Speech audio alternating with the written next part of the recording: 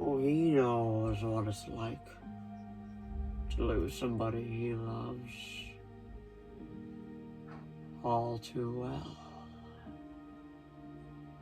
Isn't that right, Batman?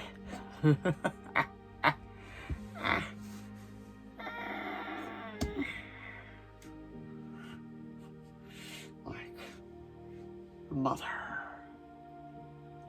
a father, a little bird. See, birth. Never send a boy to do a man's job. You know, when I felt his little ribs crack, I still wanted to give you up.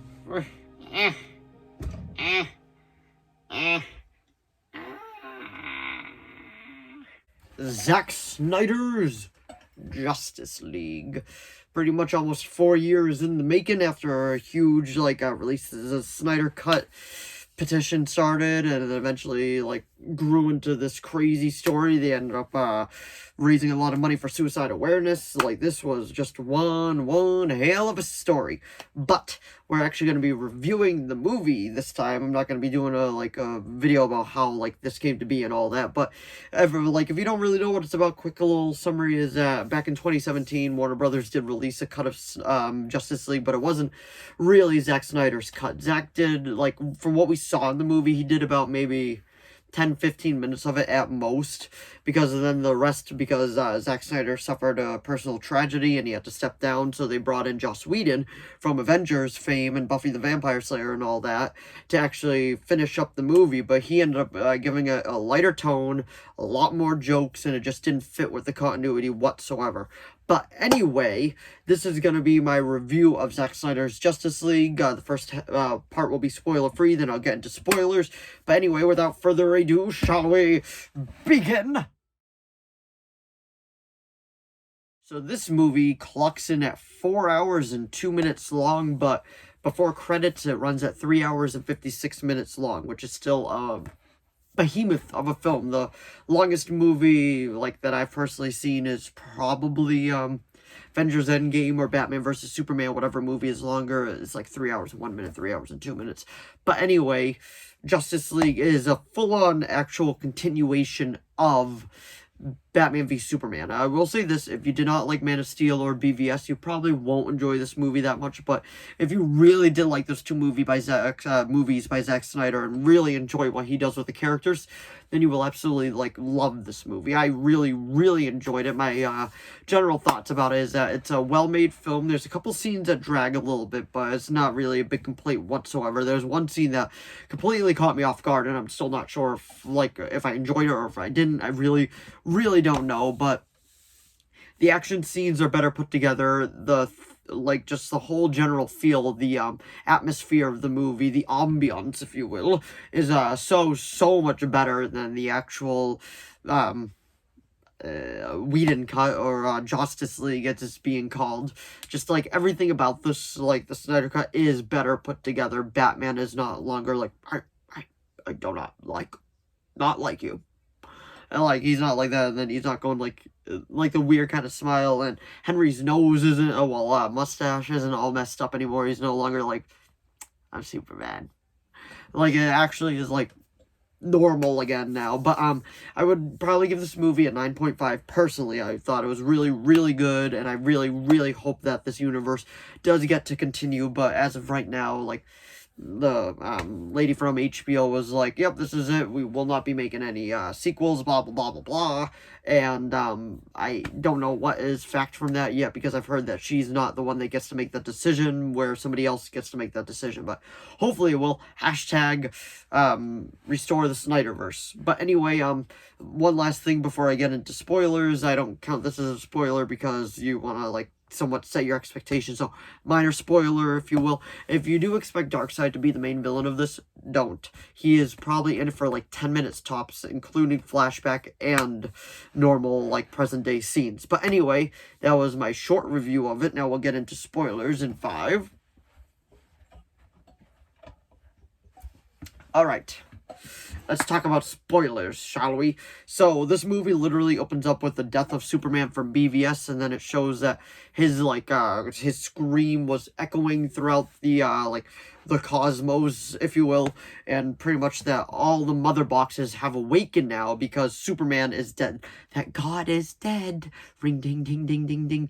Ring ding. He's dead and he's hungry, as Lex said in the other one. But like now we actually know what that line means. Like ring ding ding ding, that the mother boxes have awoken, and that Darkseid is very well aware of it now. And then we find out in the flashback that where he came to Earth and he tried to fight everybody, like in that great flashback scene, where one of the scenes that surprised me. I did expect that to be a tad bit longer, but it still wasn't bad. I really enjoyed it. It was better than the theatrical one because they did dim the lights a little bit and the CGI looked a lot better than how it looked in that. Steppenwolf looked like an angry grandpa in the Justice League.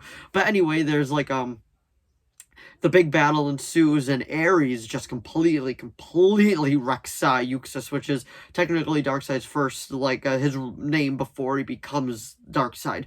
But he, Ares comes out with his axe, and then he just gets him right there, and Euxis has to be carried back to a ship, and he's like, ugh. And then he did end up killing a Green Lantern as well, which was, I think they said he's supposed to be, the first Green Lantern. He chopped off his hand, and then the ring went flying. He tried to grab it, because one thing about Darkseid, even when he has absolute power, he wants more. He's just a full-on tyrant. Just more power, more power, more power. But anyway, now that I got through all that, we actually, we're back on Earth and all that. And each character kind of gets their own little introduction. Opens up with actually Batman once he actually fully gets to where Aquaman was hiding out, helping the villagers and all that. And then that's when he asks him to join him. The scene plays out kind of similar once he asks him to join him. He never actually says, "So, I heard you talk to fish." That's actually never in the movie and all that. But anyway, after he says, their little, banter back and forth, and he decides to leave, and Aquaman's line was "Strong men are strongest alone." Have you ever heard that? And he's like, "That's not the saying. That's, the opposite of the saying." And then he just decides, he just books it out of there after he rips off his shirt. And then this is one of the parts that caught me off guard, was one of the girls, took up the sweater and sniffed it, and then she just sang her little song, and then that was the end of that scene. I was like, oh, okay. But, it didn't bother me. It just completely caught me off guard, and there's this one girl in the background that's, screaming just a tad bit louder than the main singer. Is like, "Oh, I'm gonna be remembered in this scene." That's pretty much what she was saying. It was kind of funny, but, I understand the meaning behind it and all that. But, Wonder Woman, boy, is she so much more ruthless in this. She is so ruthless. Gal Gadot completely she crushes it as Wonder Woman every time that she's playing Wonder Woman. She is just great. I absolutely love how she portrays the character, and the way that she did it in this movie is just, it's great. She has a new theme too. It's mixed with, every time she's on screen, it's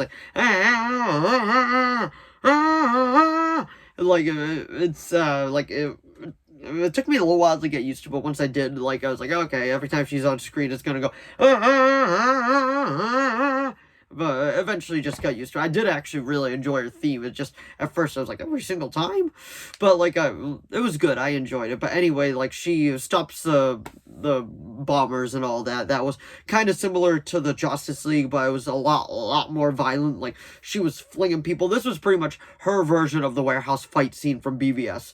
And then after that, we get introductions to the other characters. Flash gets an introduction. He ends up saving Iris West after he was trying to apply to a dog walk, a dog shelter and all that, and then he saves her in slow motion. I really like the way that Zack does slow motion and all that too. It's very well done. And then he saves Iris and all that, and then he ends up getting the job at the dog pound, whatever you would like to call it. And then the next scene, this is probably one of my absolute favorite introduction scenes from the movie. It was Lois, where she is still she's still mourning Clark's death. Everybody lost Superman, but she lost Clark and Superman, and you can tell it just weighs heavy on her, and she's just she's pretty much just shutting herself up from the world. And the song that plays over a Distant Sky by something and Bad Seed, I can't remember off the top of my head, but it's just so well done. The way that she meets the original Jimmy Olsen from the Superman movies that plays the cop in this one, gets him a drink and all that, and then she just goes up to Superman's monument, where he pretty much had his final fight and all that, and then it was just like, he was like, again today, and she's like, I like it here. And I thought that was just one of the absolute best introductions in the movie. I really, really enjoyed how they did her introduction in that. And then we go back to the Themyscira, and then Steppenwolf comes down, and it's pretty much a little similar, but it's different too. Like, he ends up getting the mother box, but he completely slaughters a good amount of them. Like, their entire, like, area that they kept it safe just fell into the ocean. And I really like Zack's take on the Amazons too. It's very, very well done. It was a very well done action scene. The CGI isn't top notch, but like, what did you expect from 70 million? Like, it wasn't going to be absolute perfection, but it was still very, very, very well done. Like, for what he could do, I'm not complaining whatsoever. It was very, very well done. So anyway, he gets the first mother box, and he awakens, and he calls, Steppenwolf looks totally different too. He does not look like an angry grandpa anymore. He does look like an actual beast, but the difference is that he is, pretty much just like, he has, like, sometimes these puppy eyes, like, Desaad. Like, he calls him, he's like, Desaad! Desaad! And then he was, like, talking to Desaad through pretty much just, like a device type of thing, like a hologram almost, if you will. So, like, Desaad comes through, and he's like, I am here. I've collected the first mother boxes, and the parademons can taste the other ones. We will get all of it. And then Desaad is just like, you still owe the Great One 50,000 worlds. And then he will hear your plea to come home. So pretty much, like, in the past, Steppenwolf probably got too greedy, and he thought he was going to be doing more good, and then he ended up doing more harm than good. And pretty much that is his motivation for the movie. Please Darkseid so he can actually come home, because he's an outcast. And that is way, way, way more motivation than they gave him in the other one. In the other one, they were just like, I'm evil. And, like, it's just so much better. Like, it wasn't even just, like, pure evilness. It was just like, I'm evil. Yep, I'm evil. And so that was pretty much just how he went about it. But anyway, like, he tells Desaad and all that. Oh, and we actually find out, I'm pretty sure it's Chernobyl where he lands, because when he lands, he's like, it's toxic. That's good. And then that was that big scene. Like, Steppenwolf was a lot more intimidating in this version, a lot more intimidating than the other version. But anyway, this video is already running a little long.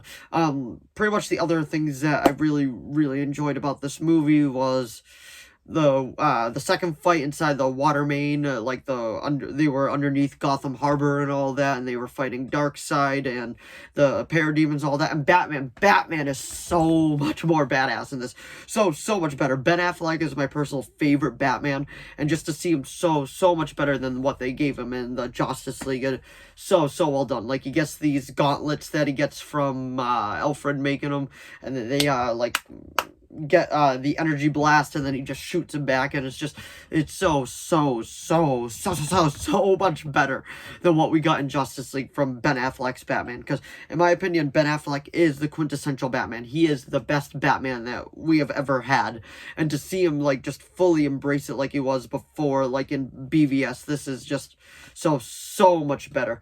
So J.K. Simmons, also known as J. Jonah Jameson from the Spider-Man universe, plays Commissioner Gordon in this, and his lines is a bit different in this too. And I gotta say, like, I really do enjoy him as Commissioner Gordon. I feel like he truly embodies the character. Like, he looks like the animated series version of Jim Gordon, so have absolutely no complaints there from me from the casting of James Gordon. This one, that was actually before the Gotham Harbor scene, but pretty much the big scene in this is that instead of Steppenwolf getting it in the parking lot and just being like, I'm out, what actually happens in this version is that Silas, Victor's father, he actually ends up getting the mother box, and then he runs in and into Star Labs, and he's like, you know what, I'm just gonna destroy it here.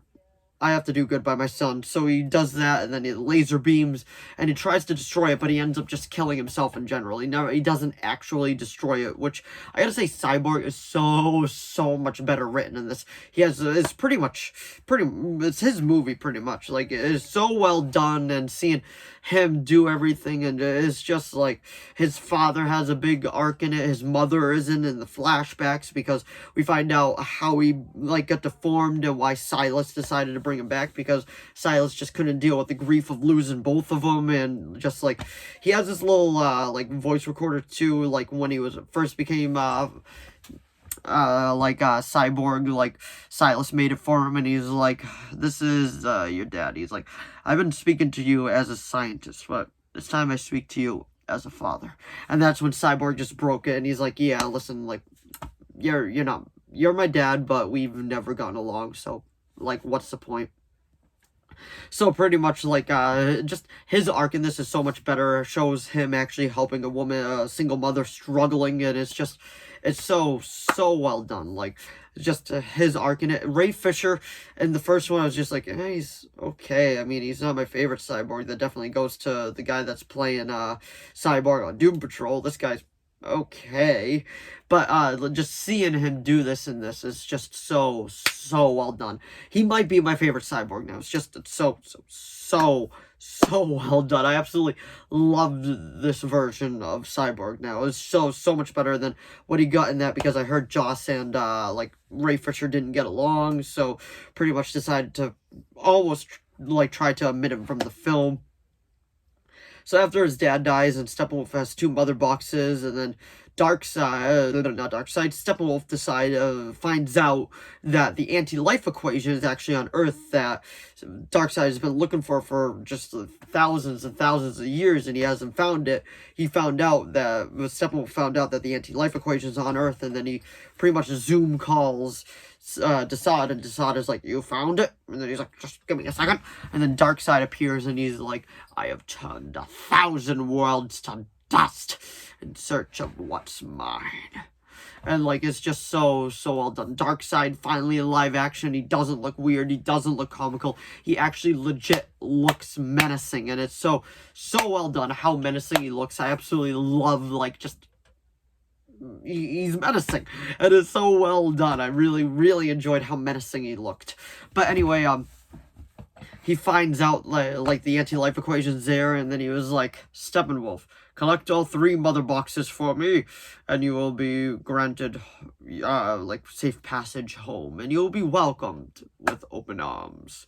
And then Ray Porter, the guy that voices Darkseid, actually does have a cameo in this movie. It's when Wonder Woman's telling the flashback, like the story of the flashback and all that, and then it's where they encased it in the like extra layer to keep him safe and all that. He was the guy standing above it, like watching it, like pretty much be made. So it's pretty cool to see Ray Porter even have like a quick little cameo in it. But pretty much after that, like, the League decides like they have to bring back Superman. There's no other way to actually win this fight than to bring back Superman. And Batman is like, he's for it, but he's like worried too, but he's like, this is what we have to do. So pretty much they go over to Smallville, and they dig up Clark's body, and then they bring him back. And that scene is different too. Like, a good chunk of the people are already there and all that. And for some reason in the Justice League, like, there's some tension between Bruce and Diana. In this one, it's non-existent. I don't know why that was in the other one.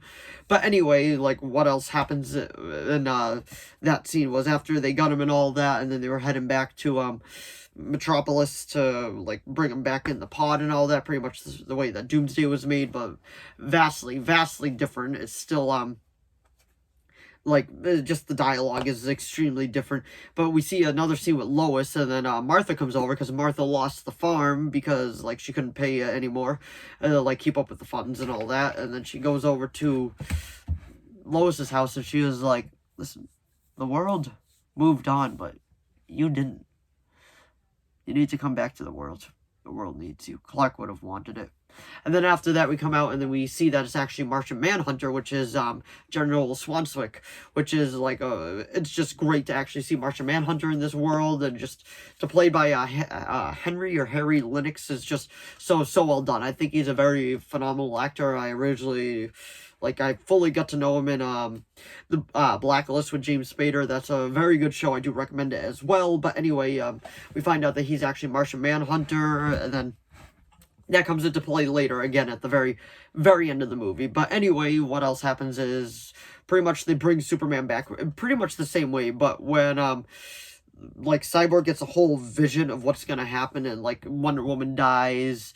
Like, it's pretty much the Injustice world, with Darkseid killing Aquaman, his, Omega beams going out every which way, and somebody pointed out his Omega beams, if you watch it, it says end, which is extremely, extremely cool. Like, I absolutely just love all the hidden details in this movie, but pretty much the final, like, they bring Superman back. It's a little different. There's no more, "Do you bleed?" And then he throws him, and then Batman's like, "Yep, something's definitely bleeding," which I thought was one of the absolute worst lines of Batman. I don't think Batman would ever say that. Batman is not happy-go-lucky unless it's the Adam West version, which Ben Affleck is definitely not the Adam West version, so that just completely is just off guard. I'm like, what are you doing? Like, come on, no.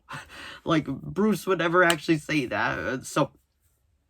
One of my favorite lines, scenes too, is that it's reverse. In BVS, Bruce was the, paranoid one, and Alfred was the, the one with, like, maybe he's not our enemy. But in this version, Bruce is the one with tons of, like, optimism, and he's like, you know what?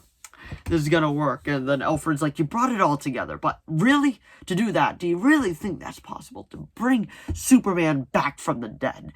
And then he's like, I gotta try, Alfred. And then one of my absolute favorite lines is, like, when they were getting into the carrier to go fight Steppenwolf in the big final battle, like, he was like, sir, are you sure this is gonna work? And then he's like, I know, Will. He's like, how, sir? And then he's like, faith, Alfred, faith. And I was like, that's Batman. I was like, that's Batman. I absolutely just loved how they did it and all that. But pretty much the big final battle happens. The final battle is phenomenal, and then pretty much Clark comes back after chilling a little bit with Lois and Martha. And then he visits Alfred to find out where they're fighting, and then he goes help them. And then the way that Steppenwolf comes down with his axe, and then, like, it just bounces off Superman, and Superman's like, not impressed. Like, I was like, Henry, like, you might be my favorite Superman. You're definitely tied up there with Tyler Hoechlin from Supergirl, and then the Superman and Lois TV show, which I think is just like I absolutely love Henry Cavill as Superman. He's absolutely great. So he pretty much beat Steppenwolf no problem. He laser beams one of his antler things off, and then, like, Aquaman comes in and then stabs him, and he's like, like, through here with his trident, and then, like, Superman punches him again, and then Wonder Woman comes flying in with the sword, just completely cuts off his head because the boom tube was opening for, like, Darkseid to come through, and then the head just bounces, and then Darkseid squishes it with his foot, and then they kind of just have an awkward, like, not awkward, but just, like, an intimidating stare down, and then the boom tube closes, and then Desaad is like, it's on Earth, isn't it? What are we gonna do, sir? Steppenwolf failed, like I told you he would. And then Darkseid is like, yes, he failed. You were right. And he's like, ready the Armada.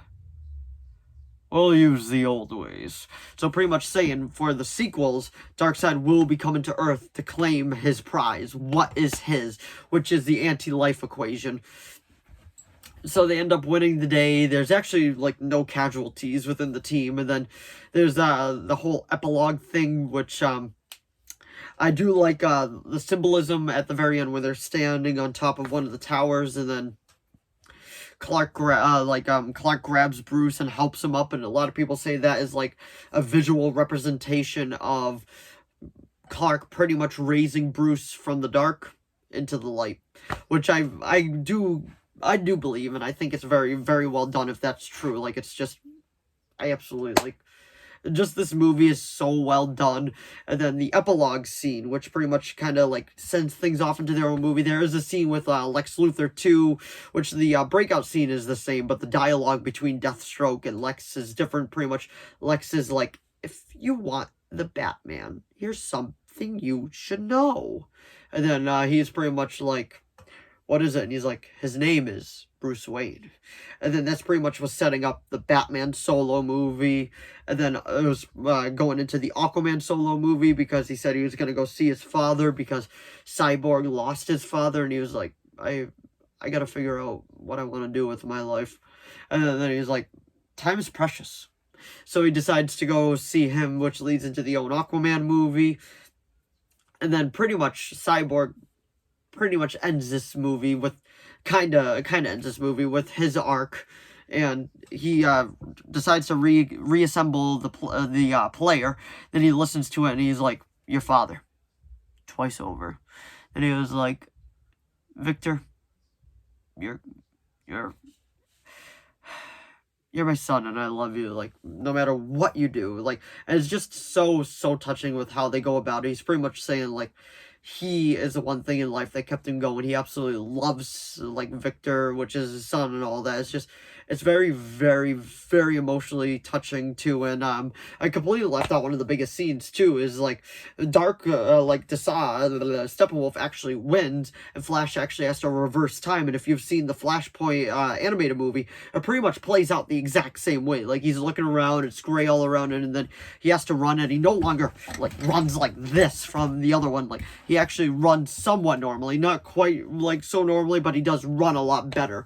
And then after, like, his run and all that, and then he pretty much saves everybody. If it wasn't for him, there would be no, well, maybe, there might be a Justice League 2 or 3, we kind of have to wait and find out. But anyway, pretty much, like, the big scene happens, he saves everybody, and, like, that, I don't know if that was supposed to lead into a Flashpoint paradox and all that, because this is what's gonna happen now, because he reversed time. But, like, shout out to, like, for Ezra Miller, actually, completely saving the entire Justice League. Well, Flash, I should say. But, Ezra Miller's Flash completely grew on me. It was, like, the first time I was like, he's okay. I mean, he's no Grant Gustin. Like, Grant Gustin's a lot better in the role. But after seeing him in this, I was like, okay, he's actually really good. Like, Grant Gustin, is still my favorite, but he's actually really good. He's much better in this than the Justice League version. But pretty much, that happens, and then there's this one scene with Flash running, and he's just like this, smiling, doing this, and I'm like, oh, I was like, this is definitely the feel-good part of the movie, because it was still over Silas's voiceover and all that. And then we go into the forward scene, the nightmare sequence, which shows Batman, Mara, Slade, and I want to say it's just Joker. I think that was Flash, too. And then all of a sudden they're talking, and then you just hear, And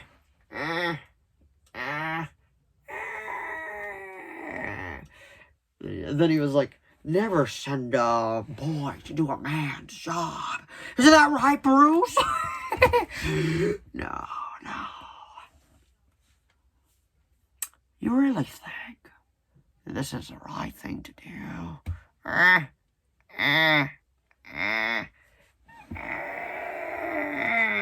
Like, just Jared Leto, in my opinion, like, I did not like him as Joker in Suicide Squad, but I feel like he redeemed himself in this. Like, the acting is so on point. Ben Affleck and Jared Leto really do act just off each other extremely, extremely well. Like, they really do, like, match each other's chemistry when it's acting-wise.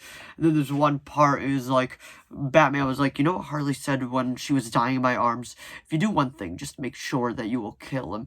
And then he was like, and make no mistake, I will fucking kill you. You're gonna die. I was like, oh, that's so good. This is why we need the sequel. We need the Snyder Cut. We need to restore the Snyderverse. Like, this is gonna be so good. And then Superman comes down, and then he pretty much laser beams all of them, because this is a nightmare timeline where Superman's evil. And then Bruce wakes up and he's like, and then you figure out it was a nightmare. Then Martian Manhunter came over, and he was pretty much like, don't worry, brah, I got you next time.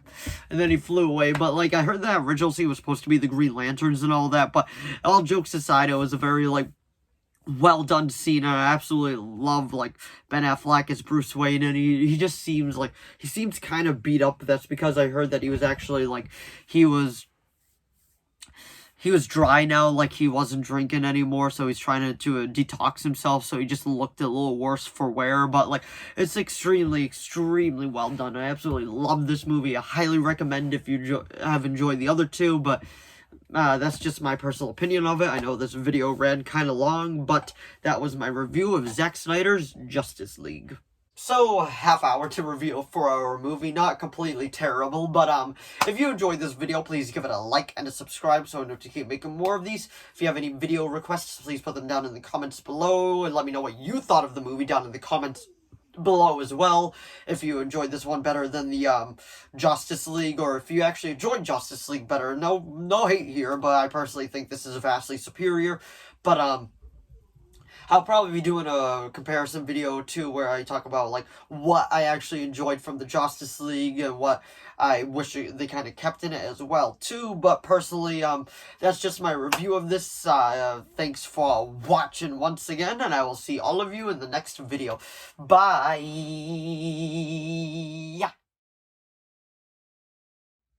We live in a society where honor is a distant memory. Isn't that right, Batman?